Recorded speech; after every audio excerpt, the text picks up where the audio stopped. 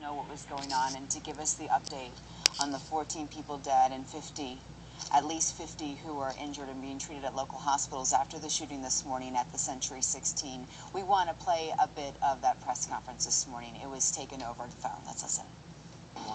We have a suspect in custody, yes. Do you believe there's other people that you need to find? I just answered that question. As of right now, we do not have any evidence of a second gunman, but obviously we're concerned about that, and we are doing everything we can to find out if that might possibly be true. But as of right now, we have no evidence. This call is in Aurora? Yes. Any more questions? Yes, Chief. How are you talking about how the victims' families? We'll figure that out.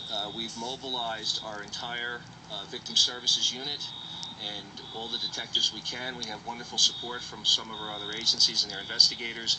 And as we sort through this evening, one of our highest priorities will be dealing with the families of the victims. Chief, can you talk about the ages and sexes of the victims, please? No, I can't.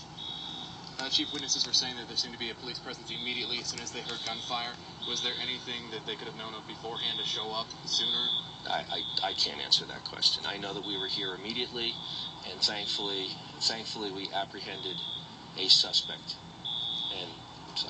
Is there any place where victims' families can go or call tonight as they're waiting for people to come home from the mall? The witnesses who were not injured that we know of are at Gateway High School. And as I said, there are approximately 50 who were injured, and they were at the area hospitals that I've named, and I'm sure those hospitals are dealing with family response right now.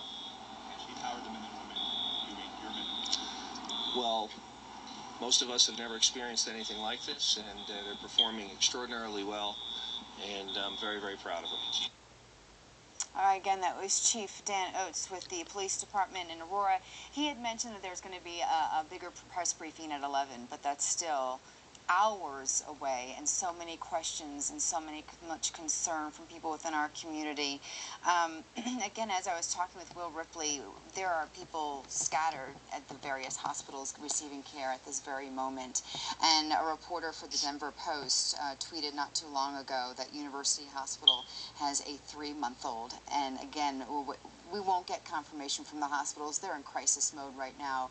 But we have heard over and over about a baby who is at the showing last night of The Dark Knight with his or her family. And so that may be the child that people have been referring to.